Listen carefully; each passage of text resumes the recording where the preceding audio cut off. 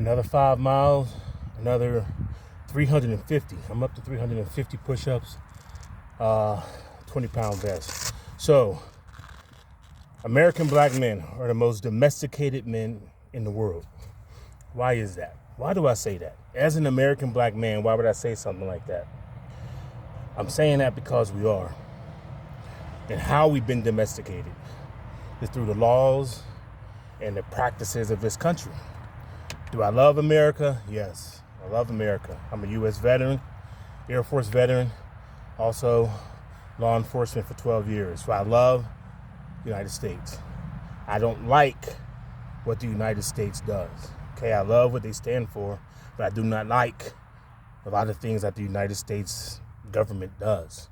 It's like when you love your kid, but you don't like certain things that your child does. So I say that to say we are the most domesticated. And what I mean by domesticated, growing up as Gen X, I'm part of Gen X. I'm almost 50 years old. So we damn near grew up on our own. We were latchkey kids. What they call latchkey kids. Latchkey kids are kids who, they got home from school, they had the key, they opened the door, they came in the house, they handled their business, they sat down, watched TV, did their homework, whatever. Parents weren't around a whole lot growing up. They just weren't.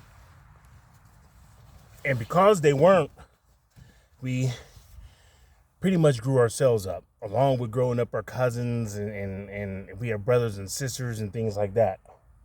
So a lot of the things we did were just domesticated. The fact that you also had the RBMs. What are RBMs? Raised by mom. So dad wasn't there. Why wasn't dad there? For various different reasons. Some of those reasons got to do with the policies of the United States government when it comes to benefits, welfare, divorce laws, and so on. Crime bills, Biden's crime bill, and so on and so forth. So being domesticated, meaning the cooking and the cleaning and the raising the kids, that's just what black men, majority, not all. For somebody to say, no, I take you. Not all, but a large majority are that way. That's why whenever American black men go overseas, women love American black men for certain reasons, but for also that domestic reason. Because the men in other countries aren't raised that way. They don't have all these laws that we have in the United States. There aren't all these domestic violence laws. There aren't these all social programs and everything else that America has. They don't have these things overseas. And overseas, men are valued overseas. Men are not valued here in the States. I don't care what someone tries to say, yeah, well, they care. No, men are not valued in the United States. Particularly black men are not valued in the United States, particularly by their own women. We're not valued by our own women. We're just not. And those women are really not part of our community. They're not. I'm going to make a video about that to explain why I say that the black women are really not part of the black community. They were on lease from other communities. And I'm going to make another video about that, because I want you to know that's just how it is. And that's one of the reasons, because we've been domesticated because of the laws and because of police brutality and because you cannot have a king in somebody else's kingdom. What do I mean by that? You can't be a king in somebody else's kingdom. We know what happened to the last king that we had here in the United States, okay? He's no longer here. Because you cannot have a king in somebody else's kingdom, particularly a black king inside of a white kingdom. It's not going to happen. Hence, you have the black men who we have now. And you have the women who are raising the black men to be passive and domestic. It's funny because they complain about it, but then they're raising their kids to be exactly that way. With all these husband sons that are walking around. What can I say? This man speaking from his 5-mile walk.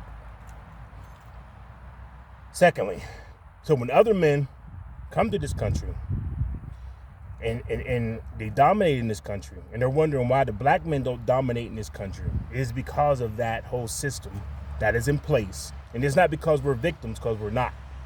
But there is a system in place to ensure there will be no king inside another man's kingdom. Now, Will they allow other people to prosper? Of course. But will they allow that black man to prosper? No. Think about all the black billionaires you know. The Jordans and Robert F. Smiths and this other guy, he's like 11 billion. And then you have the basketball players. Who else? Magic Irving, Michael. All these millionaires and billionaires out there, and none of them own a franchise. None of them owns an NFL franchise, an NBA franchise. Why is that? Do you ever think about why all these men got all this money, but they don't own these particular things? Why is that? And that goes back to what I was saying. While other men could come from other countries to come here and they can dominate because they're allowed to dominate, because they're being allowed to dominate. But when it comes to black men, you can't be a king in somebody else's kingdom. Now you can say, well, Barack Obama, he don't count. But he is a president. He's not an FBA. He's not an ADOS. So he wasn't really trying to push the black agenda. He was just in place, and pretty much he helped the LBG2 or whatever community more than he helped the black community. And that is a small percentage of the overall community or over the overall nationality of this country.